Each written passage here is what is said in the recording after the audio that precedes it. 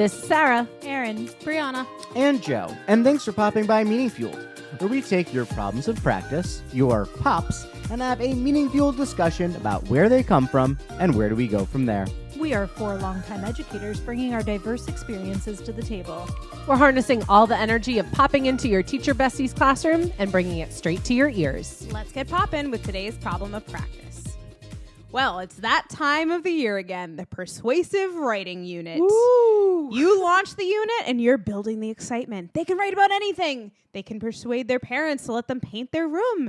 They can convince the principal to give everyone 10 extra minutes of recess. And then you ask for ideas for your class brainstorm. Tommy raises his hand and says he wants to write about getting a class pet. The floodgates open and everyone now wants to write about getting a class pet. You die a little inside. It's the same every year. How do we feel about class pets, everybody? Oh, I'll take it. I'll take this. Two thumbs way down. I would do a lot for my students. Like, We all would. love them. I would do so much. However, getting a classroom pet is just too far beyond what I would do. A bridge too far. Like 5 bridges too far, in fact. And I would always just be straight up with my students because this is like an exact scenario that happened to me every single flipping year. And I said, like, you have to be simply the best writer in the whole wide world. Like, not the best writer in the class, not the best writer in 3rd grade, but like the best writer I have ever met, ever, to persuade me and change my mind to get a class pet. And they were just like, okay. And I was like, mistakes. Not gonna work. mistakes. You're making mistakes. Because you're never gonna get this. I'm so sorry. I'm so sorry. No. Class pets are distracting. They're smelly. They're messy. There's just another thing I have to do and take care of and think about daily. Like, it's another expense. Then you got the possibility of them dying on you and having to worry about all of that. So no, it's just no. You can call it harsh. You can call it mean. I don't care. Anti-class pet party No, of thank you. at least me. Mm-hmm. Nope, I agree. I'm also anti-class pet. I inherited class pets my first year of teaching because I came in as a long-term sub. That's mean. So I inherited 2 guinea pigs. They were so gross. I'm sorry. Guys, They're so gross. They were. I like animals. Don't get me wrong.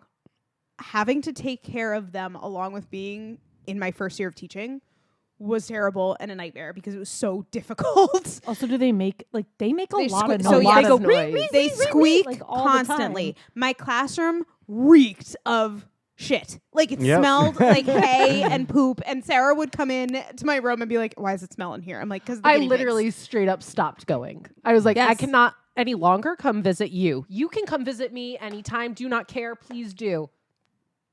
She Light wasn't in the coming to my room. sand. I used to they used to have to go home every Friday because they couldn't be left alone in the building. So they would go home every Friday with a family. So that means I would have to, and I meaning the kids, would pack up the guinea pigs. So they would like empty the cage, empty all the hay and all the shit and all the gross food that was left over, dump it in the trash. They would pack them all up. Then I'd have to wait for the family to come and pick them up on a Friday afternoon. Exactly what you want to do More on work a Friday. outside of your contractual day. Yes, and it was just like, and I appreciate them taking the time to come in, get the guinea pigs, so Yeah, 'cause I then didn't you have didn't to. have to. Well, let's be real. If I had to take them home, they would be living at the school. I would not take them home. Sorry, they're not coming to my house.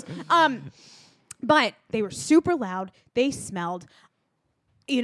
The kids always wanted to like clean their cage, which I let them because I didn't want to do it, but it was like disgusting. And I'm like, you're now, oh my God. It was just a nightmare. It was so gross. I mean, and a guinea pig is at least a large animal, right? Like, Ish. Yeah. Ish. Yeah. Because let me tell you, if you have a hamster or a gerbil, Oh, yeah. like the 5th grade classroom adjacent to my classroom, when I was in the 5th grade, and said gerbil hamster escapes because they're tiny. Yep. We first spent a day chasing it, looking for it. It was spotted several times, scurrying amongst the floor, but it's tiny. I'm sure you did a lot of great learning that day, Great too. learning that day. And then nobody was able to locate it. And then the next day, the classroom reeked. Uh-oh. Oh no! And It we died. were like, It died. not only did it die, it's where it died. Heater. Oh, In in the the heater. wall. Yeah! Yep. And it just was Ooh, that was not a yeah for radiating- death. Not a yeah for death. Yeah, no, for being it's right. just like radiating out the smell of like Ew. baking dead No. animal. No, Which nope. was Nope. pretty bad. And then this is like just funny. My mother, retired teacher, still doing a little classroom assistant work in her Bless her. in her retirement. Bless her heart. Should the exact same thing happen in her first grade classroom that she works in, where again, but she's at a parochial school. We won't name the denomination, where they're notorious for being like understaffed and whatever, and so like they didn't really even have like a real custodian. So he was gonna maybe Lord. get to it Oh, like no. in a couple weeks. So like somebody else's like husband who works at an HVAC company had to like come in out of the goodness of his heart and like disassemble the heater and take the ew. roasted gerbil out. Ew. So I mean, and so there's the whole like you had said before, explaining like when something dies and now I have to deal with death and like having that conversation with your class. Right. But then there's like this piece, which is like they escape and like school is no place for this animal and like it died and like in some ways it feels like a little like negligent. Yes. Like a little like this is not a responsible thing. Like I've now heard of this happening twice. Yes. And I'm sure there's more. Well, I was going to say, to be fair, we like guessed how that story was going to go, meaning that like it's not twice. Right. Like a this lot. is a thing, right? Like this is like not the environment for a pet. No. Just like period, end of story. Can I right? tell you how many times those guinea pigs went to the vet? Right. None. I had to cut their nails one time. Oh, no. What? I had to cut their nails one time because they were overgrown to the point where they were like curling in. And I'm like, if I don't do this, What did you like watch a YouTube video? I I wouldn't even didn't know know. what to I do. Just bringing a nail file? I asked a person from after school if anybody had a cat nail clipper. And so I held my those gosh. guinea pigs in this little sack and like clipped their nails. Well, out of the that's goodness another of my thing, heart. right? That is like Kids, a like, step farther can't- than I would ever. Yeah, never again. Let me Kids tell you. trying to handle No. these animals No. too. They're like Oh, almost they're like squeezing reminds them. me of in Of Toy Mice and Men. Story. Oh. Oh, Darla. Darla from Right. Toy Story. Yeah, no, from No, Finding Nemo. Finding Nemo. Good With job, the bag guys. with the my fish. bad. Went wildly different Wrong. directions there. Wrong. Toy Story tortures the toys, but it's right. It's Darla and Finding Nemo, who I was actually Wrong. referencing. Sorry. But yeah, we got there collectively. I was gonna but say, yeah, it's like that. Not you know? good. Not Listen, good. it's we had one of the fifth grade rooms at me growing up had rats. There's cookies and cream. Oh, I And can't yeah, do Which, no. like, I was like, avert your ear. Like, close your ears. I hate rodents. It is not my thing. But the rats, like, after school, we could, like, A rat play is with not a them and pet. do It's a stuff, disgusting but, like, vermin that carried the Black Plague to the Americas. But we could play with them after school. But again, Ew. like, that's not a great, like, they were being manhandled by, like, all of us as and, like, we're fifth graders, we're older, but, like, we were literally manhandling you get them. those I felt kids- like we were being, like, mean, kind of, like, but not intentionally. It's just, like, we were like, oh, you have the rat now, and you have the rat, and, like, this kid's scared of the rat. And like, how it many just- kids dropped them? Right, that's what I mean. Is like it just there was no like etiquette around how to handle it. And Yeah, it I just, can't even handle this like- conversation about rats. Move right on, now. move on, move on, move on. Move on, move on. Erin, did you want to share about the earthworms? Because that's not rats.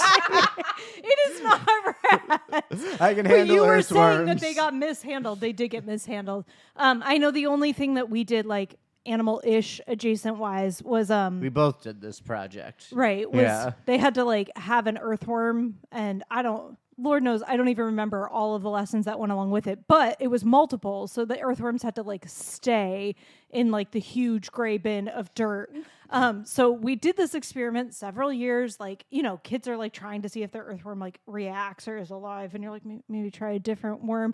But I told them, like, don't name the worm, you're gonna get attached. Like, do not give the worm a name, don't do any of that. So of course they inevitably all name, they did. all of them have names. They get super attached. So during COVID, we still did this experiment, but the difference is they sprayed everywhere. So the custodians would come around and they would spray. They'd fog. Like Oh, when fog they- the rooms yeah. and like spray them Clean for it, yeah. disinfectant. So like we had the bin of earthworms and it got sprayed by whatever was in that. That toxic And we fog. came in the next morning and all of the earthworms had jumped out of the bin and they were all scattered Ew. across dead on the floor. And it was literally like 5 minutes before the kids came upstairs. So all of us were like, we gotta sweep up all the dead earthworms before everybody like comes in and walks and steps into it. And it was horrible. it was traumatic. Then we had to like figure out how we were going to explain that the earthworms. Well, are no we're all longer done with there. that experiment. And see, this comes back to class pets because I was the same as you. I was like, you cannot convince me. We ended up getting. I still have them. Kids decorated rocks.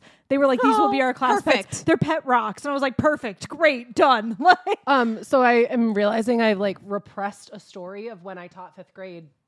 And we did the eco bottles. yes, the ones with the And we crickets had, and we the. had a terrarium on top Yeah, with little like fishes. Minnows? crickets and like little roly-polies or whatever you call them, and then an aquarium on the bottom with snails and fish. Yes. And I was okay with the bugs. I was okay with the roly-polies, excuse me. And I was okay with the fish crickets, and the sorry. snails. The crickets, we had to like they were everywhere. we had to like put the jar of crickets in the refrigerator to like slow their heart rates, Ew. but like I didn't do it for long enough because it was my first year doing this project, and I had to like cup them, and I literally remember being like, so help me God, do not drop this. Do not drop this cricket. You put it in your bottle and you keep it in your bottle and you get the lid on. And I swear to God, 24 different crickets have escaped and they're They everywhere. were- And they were, chirp. And they were loud. Fun fact And they about were loud, crickets. and they were loud all the time because I was in the other. Like they were everywhere. It was like the 5th grade hall just chirped for like weeks after these bio bottles. like my second year, the science director changed. So our curriculum kind of changed with the new person.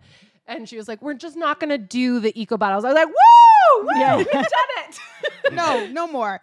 So we all seem to be on the same page about none of us want pets in our room. But you know, if you really have a good argument for pets, you hit us up. Yeah. So I guess what are the like benefits from it? Because I can speak from an experience that I had. One of our coworkers had a pet snake, and that was a cool snake. Snakes are cool. Do I want them as a class pet? No, thank you. But like this snake was very cool. And I had a challenging student that year that would like earn time to go into the 4th grade room and play with hold the snake.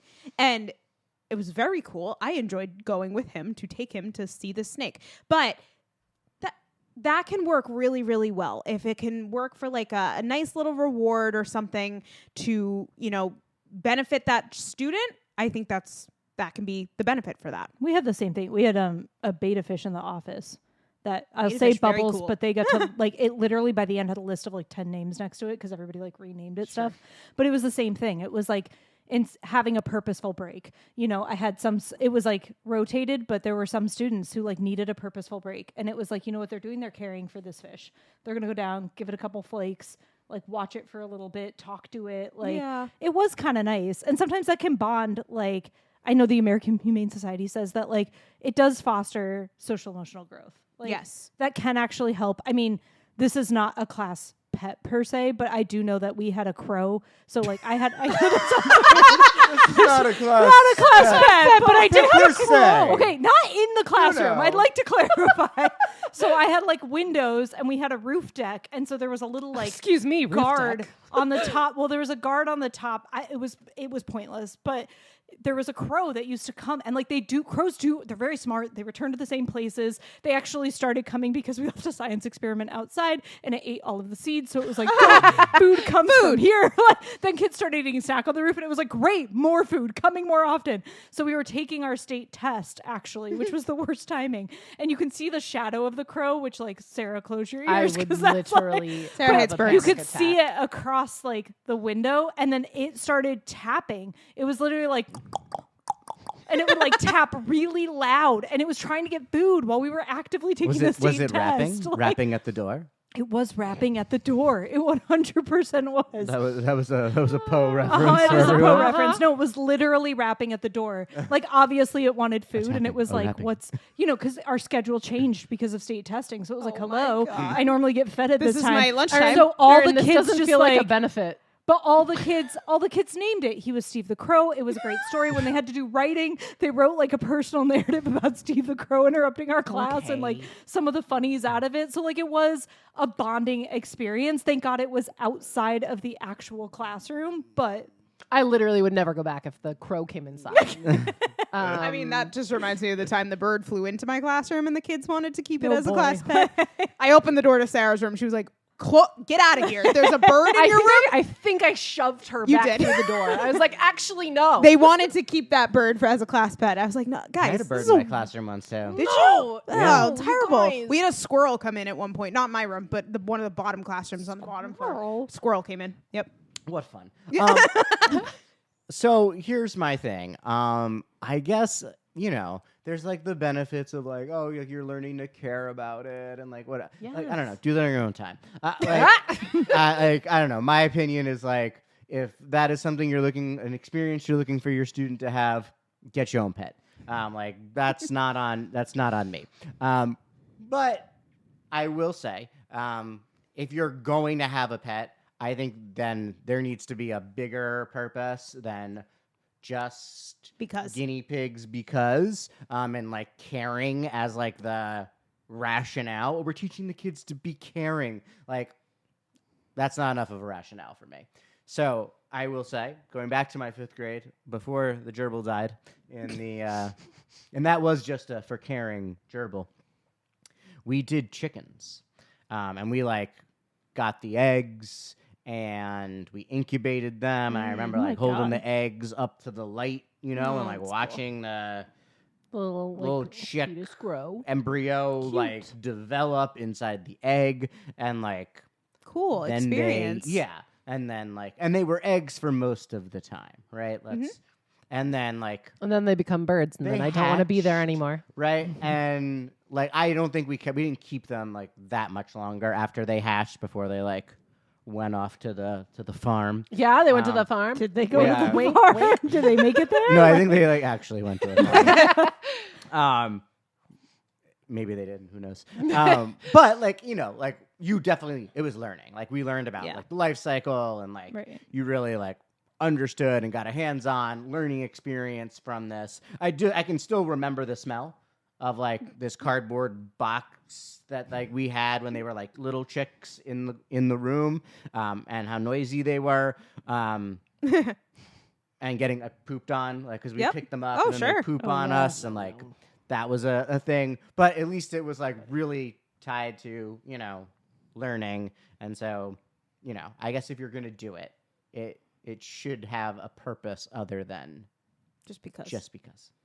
Well, I mean, there has been research done on this too, obviously, because people want to have a reason why to have a class pet if that's their yen.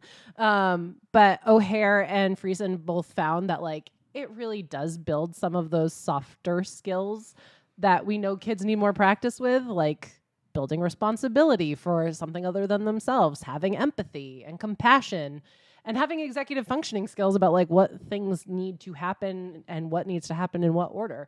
So there are definitely reasons why having a class pet is fine. Like Joe, they're not enough for me, but like if they're enough for you, guess the research backs you up. yeah, you have support. But that, I think there's, like we've said, there's a lot of negatives, but in the end, if you really want that class pet, if your kids have really convinced you in that I was going to say, persuasive maybe writing. you do have the best writer in the whole wide world in your classroom and you just don't know it yet. Well, has anyone ever read I Want to Iguana?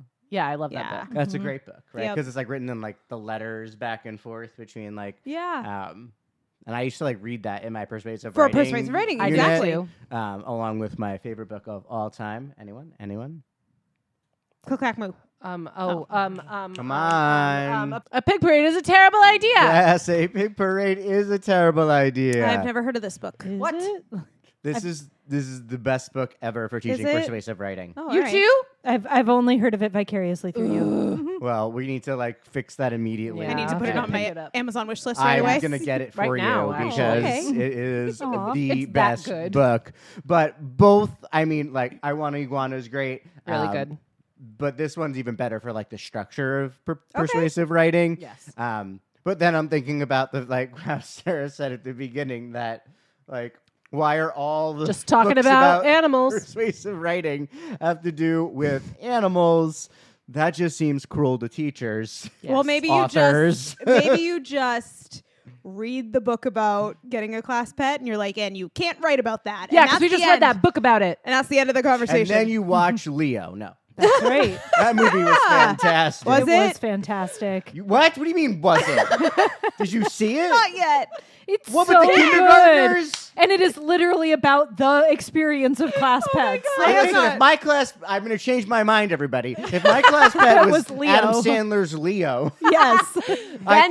Then yes. Also, reptiles like the iguana, like a little less maintenance. Maybe. I don't Okay, know. well, They are disagree. smelly They're though. cold-blooded, Still. But though. going yeah, back to they the need snake. heat lamps. Nope, and didn't stuff. change my. No, okay. Going Just back, kidding.